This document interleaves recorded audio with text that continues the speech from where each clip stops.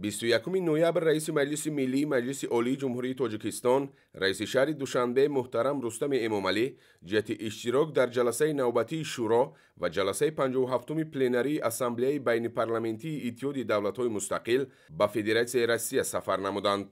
در فرودگاه بین المللی پولکوی شهر سانت پتربورگ مهمان عالی قدر رئیس مجلس ملی مجلس عالی جمهوری تاجیکستان رئیس شهر دوشنبه محترم رستم امامعلی را نمایندگان رسمی شورای فدراسیون مجلس فدرالی فدراسیون روسیه و شهر سانت پتربورگ، سفیر فوق‌العاده و مختار جمهوری تاجیکستان در فدراسیون روسیه و دیگر شخصان رسمی صمیمانه پذیرایی نمودند.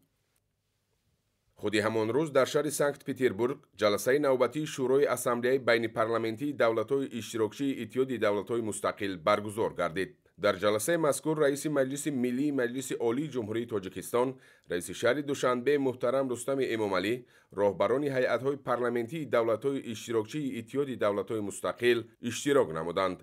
جلسه با سخنان افتتاحی رئیس اسامبله بین پارلمنتی دولت‌های اشتراکی اتحاد دولت‌های مستقل رئیس شورای فدراسیون مجلس فدرالی فدراسیون روسیه والنتینا ماتویینکا آغاز گردیده نخست روزنامه جلسه شورا تصدیق کرده شد. طبق روزنامه شورای اسامبله بین پارلمنتی دولت‌های اشتراکی اتحاد دولت‌های مستقل یک قطار مسئله ها را در خصوص فعالیت شورای اسامبله بین پارلمنتی و مقامات کاری آن، مراجعت شورای اسامبله بین پارلمنتی به مناسبت 80 سالگی غلبه، اینچنین دیگر مسائل جاری را مورد بررسی قرار داده قرارهای دخلدار قبول نمودند.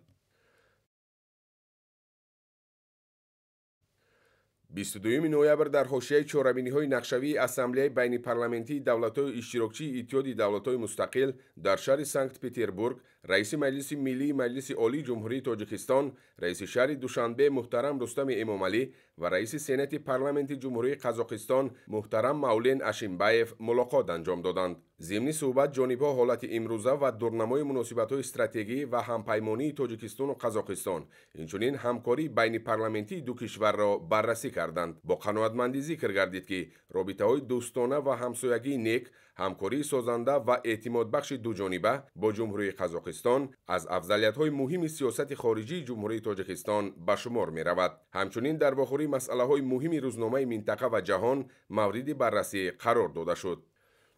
همچنین در حاشیه جلسه شورا و جلسه 57 پلنری اسامبله بین پارلمنتی دولت‌های اشتراکی اتحاد دولت‌های مستقل در شهر سانت پتربورگ رئیس مجلس ملی مجلس عالی جمهوری تاجیکستان رئیس شهر دوشنبه محترم رستم امامعلی با رئیس اسامبله بین پارلمنتی دولت‌های اشتراکی اتحاد دولت‌های مستقل رئیس شورای فدراسیون مجلس فدرالی فدراسیون روسیه والنتینا ماتویینکا ملاقات نمودند. ضرورت استفاده پررأی ظرفیت‌ها و امکانیت‌های همکاری دو جانبه در سمت‌های افضلیتناک تجارتی و سرمایه‌گذاری و فرهنگی و گومانیتاری مهم دانسته شد. در ادامه صحبت جانب‌ها همچنین عاید به مسئله‌های دیگر روزنامه بین المللی و منطقوی مبادله افکار نمودند.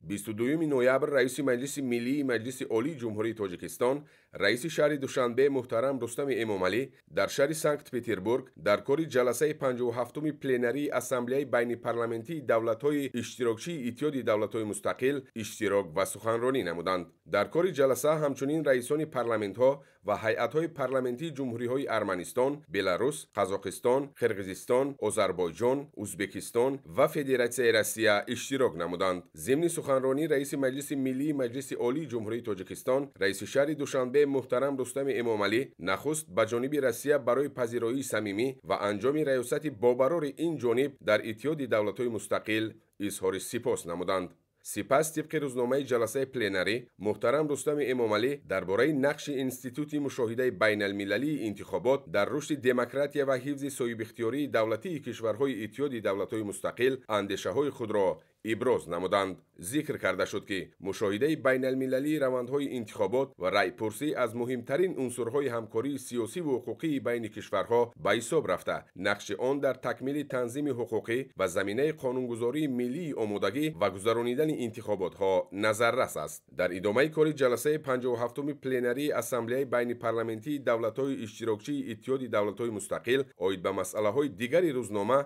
مبادله افکار صورت گرفته قرارهای دخلدار قبول کرده شدند.